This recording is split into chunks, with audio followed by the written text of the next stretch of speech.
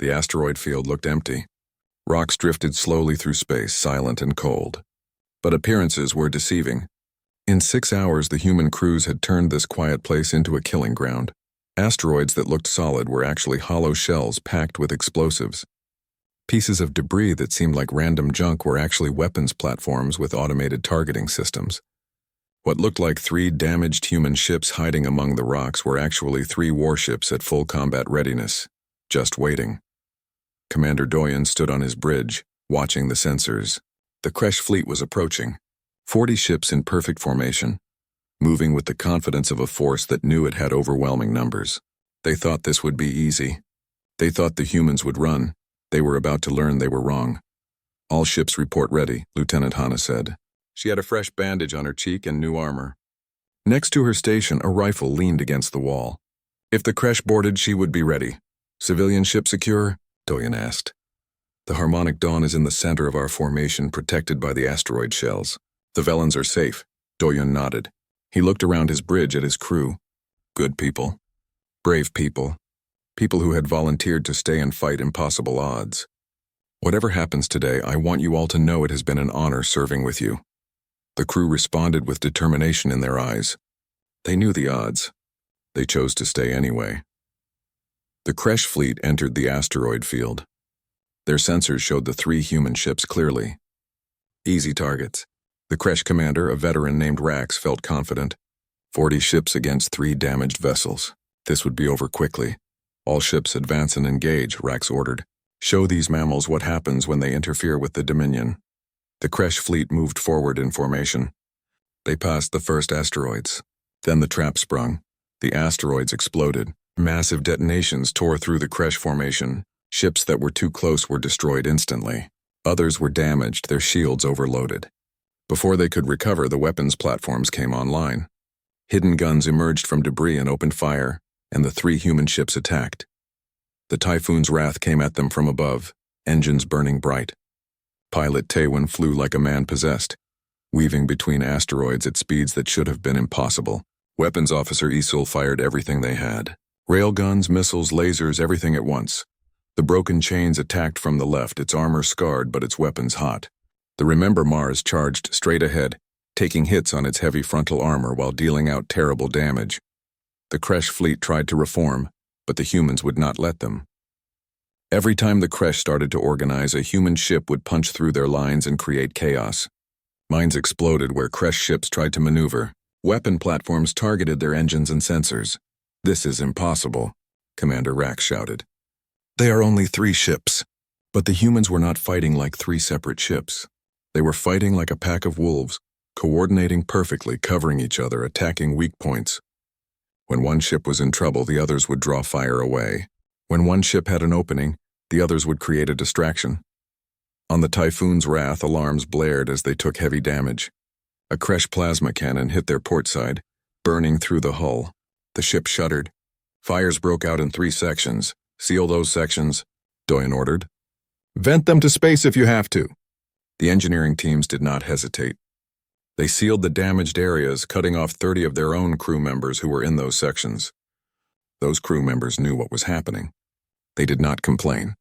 They just sealed emergency doors from the inside and wished their shipmates good luck over the radio.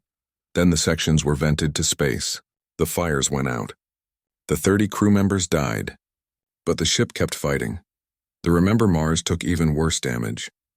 A lucky shot from 3 Kresh ships hit its main reactor. The ship went dark. Power failed.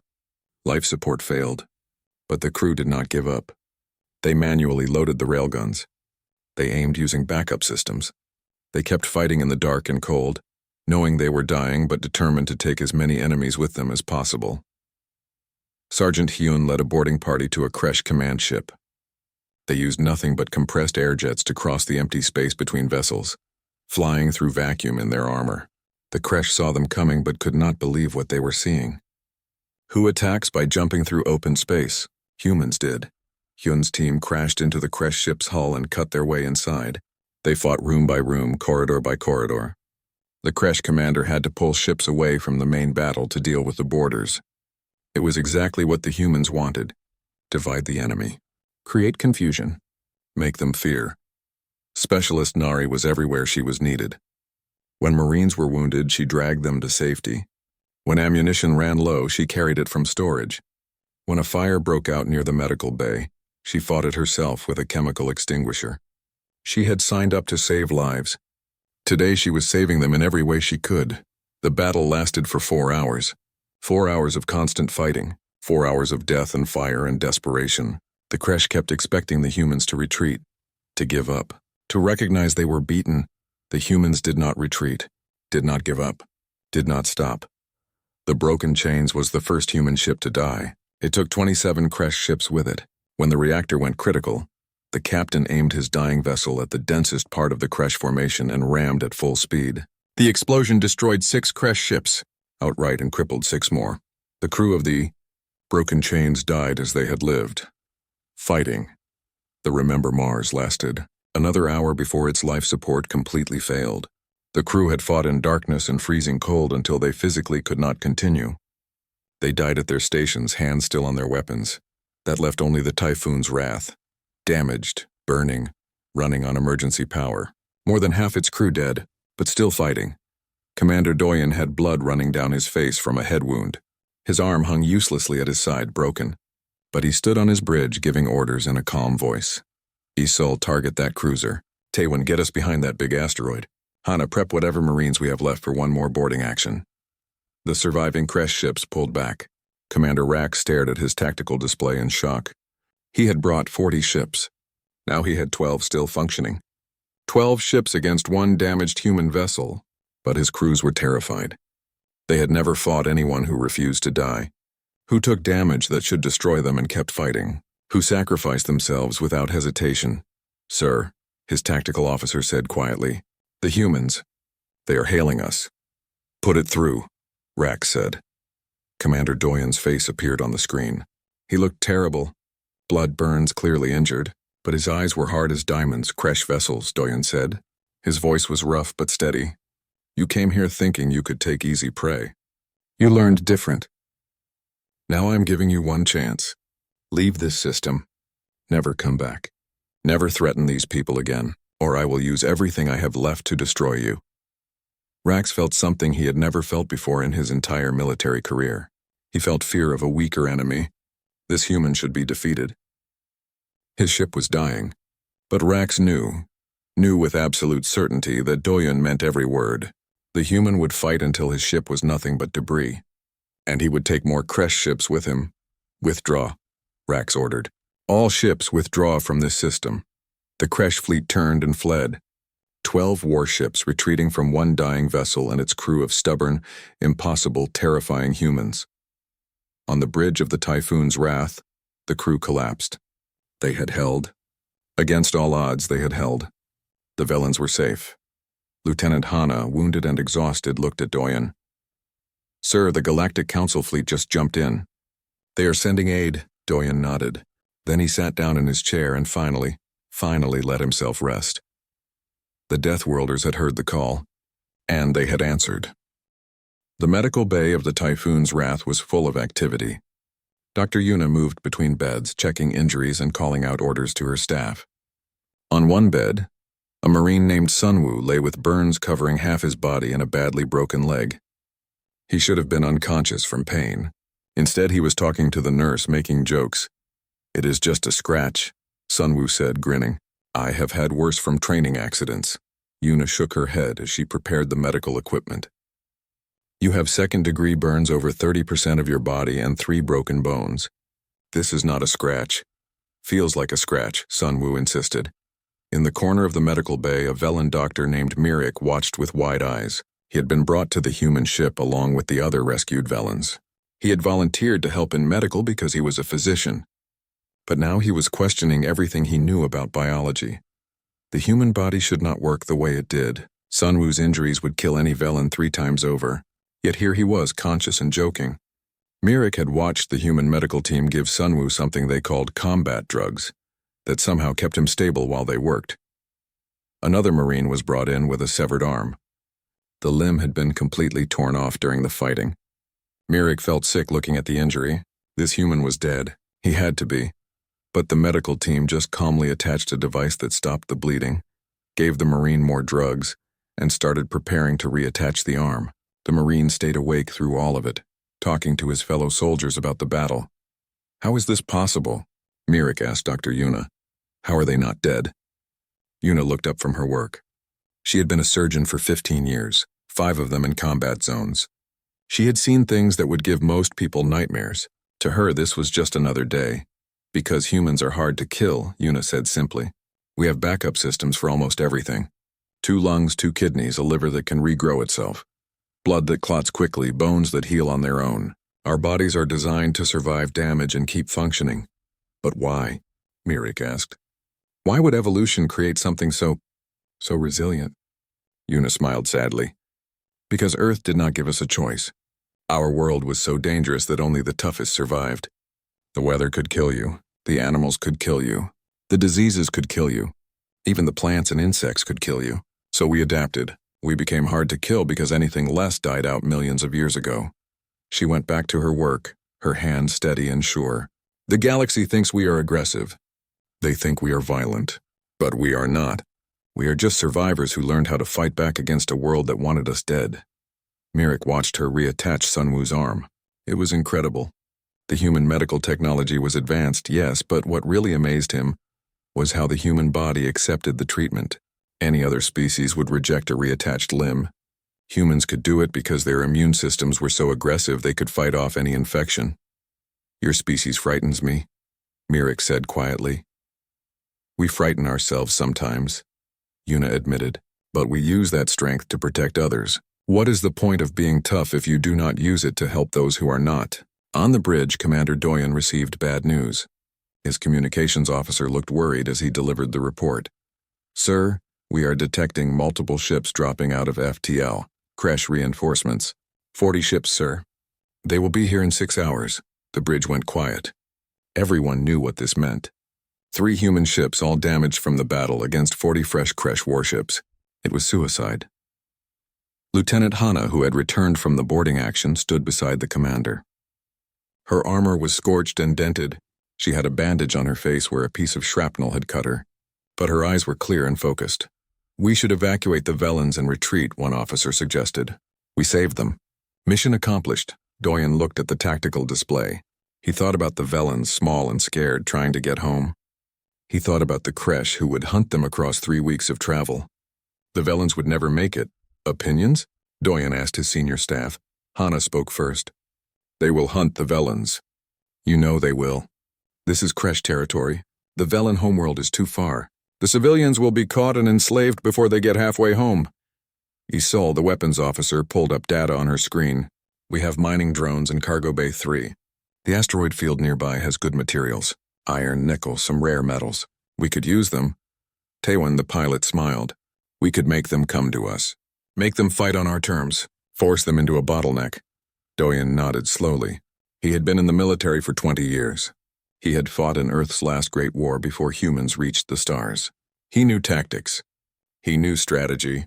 He also knew that sometimes you had to ignore tactics and strategy and just do what was right. "Signal the fleet," Doyen said. "We are staying. All ships, begin preparation for defensive operations. Engineering, break out those mining drones. We are going to build a fortress." The crew moved immediately, no one questioning the decision. They were humans. This was what they did. Captain Trillix heard about the decision and came to the bridge. She was escorted by a Marine because humans had rules about civilians on the bridge during combat operations. When she saw the tactical display showing 40 Kresh ships coming, she felt her legs go weak. "Commander Doyen," she said desperately, "you cannot stay. You will die. All of you will die. We are grateful for the rescue, but we cannot ask you to sacrifice yourselves." Doyen turned to look at her. His face was hard, but his eyes were kind. "You did not ask. We chose, but why?" Trillix could not understand. "We are not your people. We have no alliance with Earth. We cannot pay you. We have nothing to offer.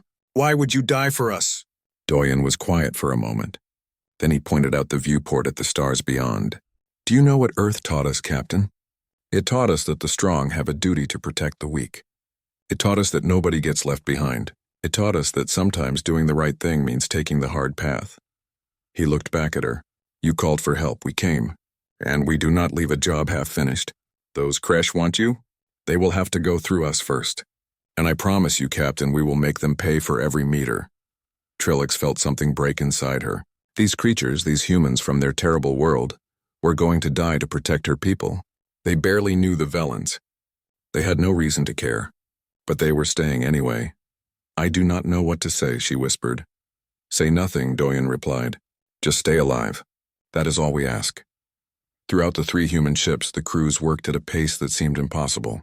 Mining drones flew out to nearby asteroids and started cutting them apart. Engineers worked in vacuum with no complaints about the radiation. Materials were processed and turned into armor plates, weapons platforms, and mines. The Marines rested when they could but stayed ready. Medical treated the wounded and prepared for more casualties. Every single person on those ships knew what was coming. 40 ships against 3. Overwhelming odds, but humans had faced overwhelming odds before. On their own world, they had been the weak ones.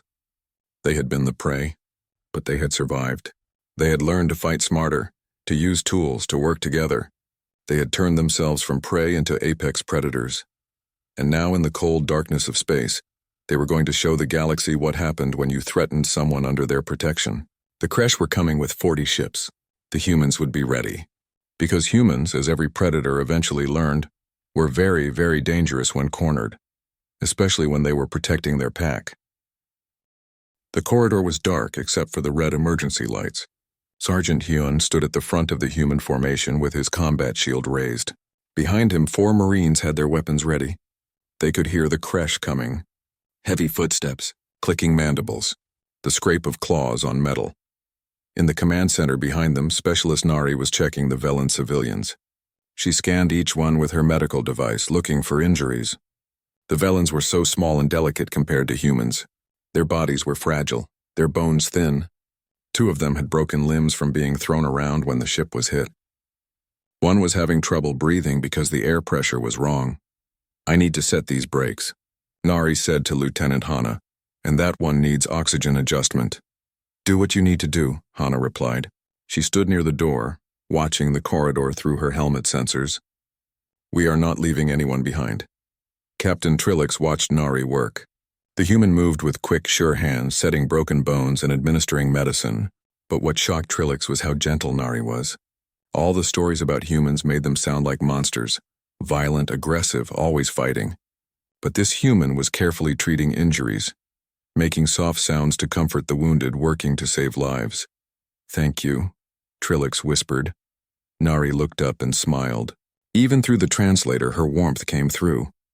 It is okay. This is what I do. You are safe now. In the corridor, the Kresh appeared. 3 of them, each massive and covered in thick armor. They carried heavy weapons designed to cut through ship hulls. When they saw the humans, they roared. It was a sound meant to terrify, to make prey freeze in fear. The humans did not freeze. Contact front. One Marine called out. I see them, Hyun said calmly. He planted his feet and raised his shield. On my mark. 3, 2, 1 mark. The Kresh expected the humans to shoot from a distance. That was how civilized warfare worked. You took cover and exchanged fire until one side retreated or was destroyed. But the humans did not stay back. Hyun charged. He ran straight at the Kresh with his shield in front of him. The Kresh fired their weapons, but the shield absorbed the shots. Hyun slammed into the nearest Kresh with the force of his entire body weight, plus his armor and momentum. The Kresh was bigger and stronger, but it was not expecting the impact. It stumbled backward. The Marines behind Hyun opened fire. Their kinetic weapons made loud, sharp sounds that echoed through the corridor. Bullets hit the Kresh armor, searching for weak points. One Marine went low, aiming for knee joints. Another went high, targeting the sensor arrays on their heads. The Kresh were trained warriors.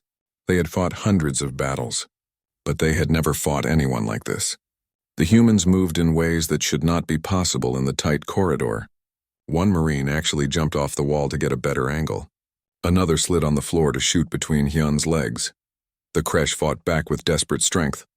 One of them grabbed Hyun's shield and tried to tear it away. Hyun let it go, pulled out a combat knife and went for the gaps in the Kresh's armor. The knife found a joint at the shoulder. The Kresh roared in pain and threw Hyun against the wall. But Hyun was already back on his feet. Humans could take damage and keep going. Their bodies healed fast. Their pain tolerance was incredible. Hyun had been thrown hard enough to crack the wall behind him, but he just shook his head and kept fighting. A Marine went down when a Kresh weapon clipped his leg. He did not scream. He just rolled to the side, kept shooting, and called out, "I am hit but functional." Another Marine immediately moved to cover him. The team worked together like parts of a single machine. When one person moved, the others adjusted. When someone needed help, someone else was already there. The fight lasted less than 2 minutes. All 3 Kresh were down. 1 was dead, 2 were badly wounded and could not fight anymore. "Corridor secure," Hyun reported. He had a long cut across his arm and his armor was dented, but his voice was steady. Nari ran out with her medical kit. She checked the wounded Marine first, applied a spray bandage to stop the bleeding, then moved to Hyun. "You need stitches." "Later," Hyun said. "More might be coming." "Then I will stitch while you watch the corridor," Nari said firmly. She pulled out her medical tools and started working on his arm without asking permission. Hyun sighed but stood still. Captain Trillix came to the doorway and stared at the scene. 3 Kresh warriors, the terror of the sector, were lying defeated. The humans who beat them were calmly treating their own wounds and getting ready for the next fight. One of them was even making a joke about something. They were laughing. In the middle of a battle with enemies all around, they were laughing. "How?" Trillix asked. "How can you do this?" Lieutenant Hana looked at her. "Do what?" "Fight like this. Without fear. Without hesitation. You are so small compared to them, but you act like you cannot be stopped." Hana thought about it for a moment. "We come from a world that tried to kill us every day. We learned that size does not matter as much as determination. We learned that you do not have to be the strongest to win. You just have to be willing to do whatever it takes. But you could die." "Yes?" Hana agreed simply. "We could. But you called for help. And humans do not ignore calls for help. It is not in our nature." More Kresh were coming. The sensors showed 6 this time, moving carefully.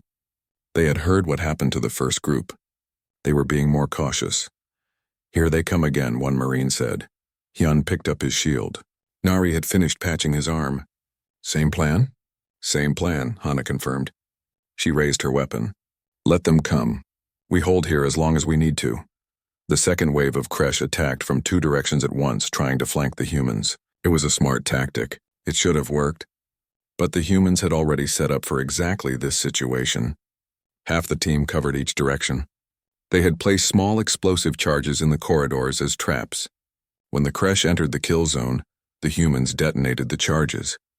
The explosions were not big enough to breach the hull, but they were big enough to knock the Kresh down.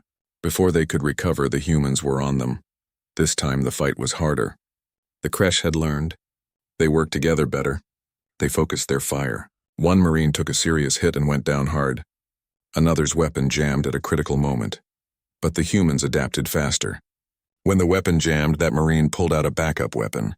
When their teammate went down, 2 others formed a shield around him while Nari dragged him to safety. They gave ground when they had to, and pushed forward when they could. In the middle of the chaos, Lieutenant Hana was everywhere at once.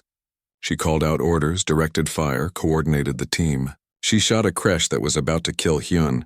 She threw a grenade that cleared an entire corridor. She was the center that held everything together.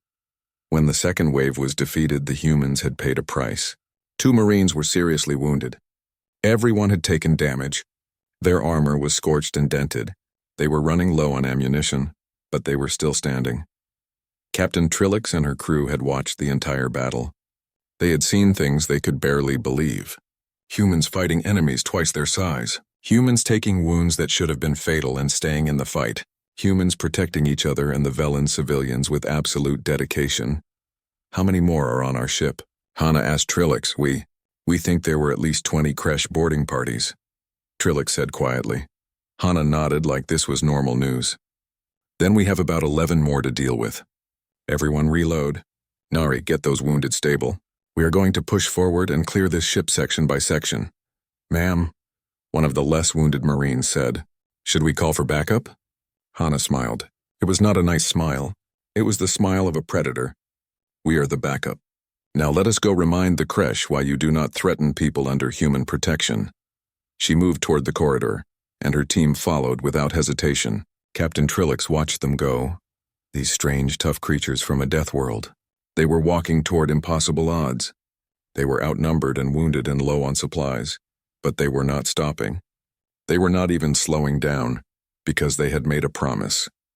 And humans, Trilix was learning, kept their promises. Commander Thex of the Kresh Dominion laughed when his sensor officer reported 3 ships dropping out of faster-than-light travel. 3 human ships coming in fast. Too fast for safety. The readings showed the Typhoon's Wrath, the Broken Chains, and the Remember Mars. All human warships, but small compared to his battle group. Thex was a massive creature, nearly 3 meters tall with 6 powerful limbs and thick armor plating covering his body. He had commanded Kresh fleets for 40 years. He had conquered 7 star systems. He had never lost a battle. 3 ships? He said, his mandibles clicking with amusement. Against our 12?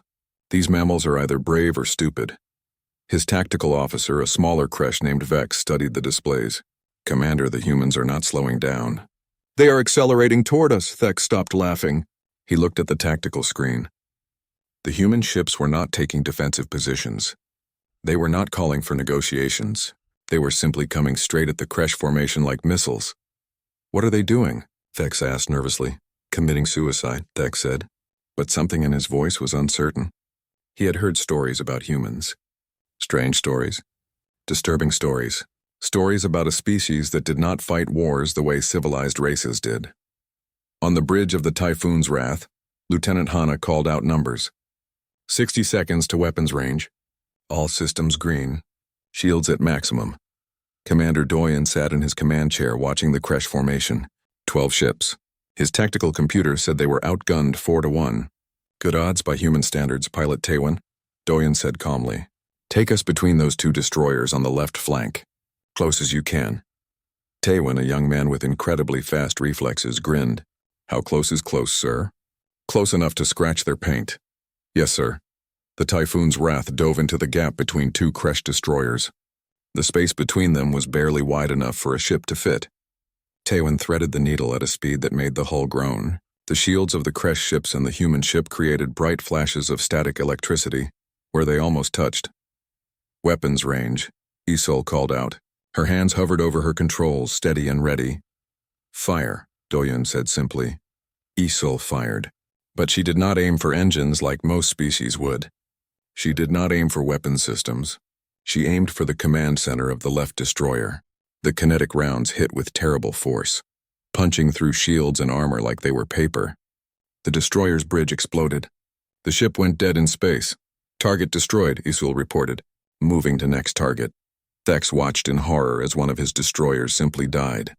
No warning, no mercy. Just sudden brutal death. All ships evasive action. Return fire!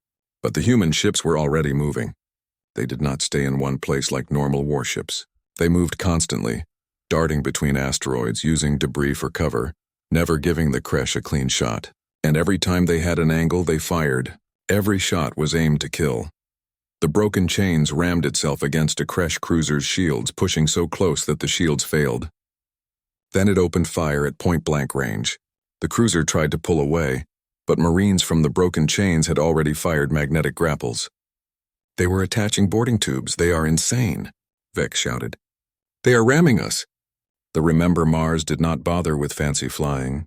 It simply charged straight ahead, taking damage on its heavy forward armor while firing everything it had. Missiles, railguns, laser batteries, everything. A Kresh frigate tried to block its path and was cut in half by sustained railgun fire. On the Typhoon's Wrath, Commander Doyen watched the tactical display with cold calculation. 2 Kresh ships destroyed, 1 being boarded. 3 more damaged. The Kresh formation was breaking apart. Lieutenant Hana, Doyen said, prep your boarding team. We are going for the civilian ship. Hana nodded and left the bridge at a run. In the armory, her team was already suited up. Sergeant Hune stood waiting, a big man with a scarred face and calm eyes. Specialist Nari checked her medical kit one more time. 8 Marines in full combat armor stood ready. Listen up, Hana said as she pulled on her own armor. The civilian ship has Kresh boarding parties inside. Our job is to get those civilians out alive. Stay tight, watch your corners, and remember your training. Questions? Rules of engagement? One Marine asked. Hana's face was hard behind her helmet visor. Anyone holding a weapon and not a Velen is hostile. Anyone threatening civilians is hostile. Anyone standing between us and those civilians is hostile. We did not come here to arrest people. We came here to save people. Understood? Yes, ma'am. The Typhoon's wrath shuddered as it took a hit from a Kresh plasma cannon. Doyen barely noticed. Damage report. Port shields down to 60%, his engineering officer reported. Hull intact. We can take more. Good. Taewon, get us to that civilian ship. And someone tell the Remember Mars to stop playing with that cruiser and finish it. Taewon laughed and pushed the ship harder. A Kresh destroyer tried to block their path. Isil put 3 railgun rounds through its engine core. The destroyer exploded in a bright flash. Dex could not believe what he was seeing. His fleet was being torn apart by 3 smaller ships. 3 ships! How was this possible? The humans fought without any regard for their own safety. They took risks that should have killed them. They pushed their ships harder than any sane pilot would. Pull back, Dex ordered. Reform the line. But the Kresh fleet could not reform. Every time they tried to organize, the human ships would break through their formation and cause chaos. They were like wolves attacking a herd of prey animals, biting and tearing and never staying still long enough to be caught. Commander, Vex said quietly, 3 more of our ships are reporting critical damage. The humans are targeting command centers and engines. They are trying to cripple us, I can see that, Dex snapped. He felt something he had not felt in many years. Fear. Real fear. Send a message to the Dominion. Request reinforcements. Full battle group. That will take hours, Vex pointed out, then we hold them for hours. Vex roared. But even as he said it, he watched another of his ships die on the tactical display. The Typhoon's wrath reached the Harmonic Dawn and attached boarding tubes to its hull. Hana led her team through the tunnel, their boots magnetic and their weapons ready. Behind her, she could hear the sounds of battle as the fleet continued to fight. She pushed it out of her mind. Her job was here. The boarding tube connected with a solid clang. Hyun moved forward with his combat shield raised. The doors opened. They were inside the civilian ship. Inside the Harmonic Dawn, Captain Trillix heard the sounds of new fighting. Her crew had managed to hold the Kresh back for over an hour, sealing doors and venting sections to slow them down. But the Kresh had finally broken through to their position. She could hear them cutting through the final door. Then she heard something else. Gunfire, different from Kresh weapons. Faster, louder, and human voices. Shouting in their strange language. The door to the command center burst open. Trillix and her crew huddled together, terrified. But it was not the Kresh who came through. It was a human in armor, a human woman with hard eyes and a weapon in her hands. Behind her were more humans spreading out to secure the room. Velen civilians? The human asked through her translator. Trillix could barely speak. Yes, we are. We are the research crew. The human nodded. Lieutenant Hana, Terran Marines. We heard your distress call. You are safe now. My team will hold this position while we extract you. But the Kresh... We will handle the Kresh, Hana said. Her voice was calm, matter-of-fact, like she was discussing the weather and not a battle against superior numbers. Sergeant Hyun, secure that corridor. Nari, check these civilians for injuries. Everyone else, defensive positions. Let them come. Trillix watched in amazement as the humans moved with smooth efficiency. They did not seem scared. They did not seem worried. They just did their jobs. Outside, in space, the battle raged on. Kresh ships burned and died. Human ships took damage and kept fighting. And slowly, impossibly, the humans were winning. The research ship drifted through space like a broken toy. Inside, Captain Trillix tried to keep her hands steady as she pressed the emergency broadcast button one more time. Her 6 fingers shook. The Velen people were not warriors. They were scientists, explorers, teachers.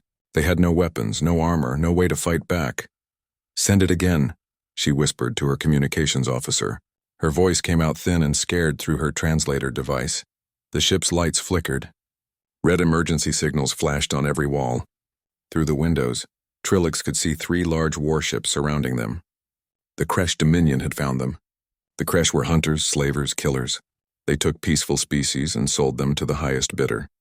Some were used as workers. Others were taken apart for their organs and neural tissue.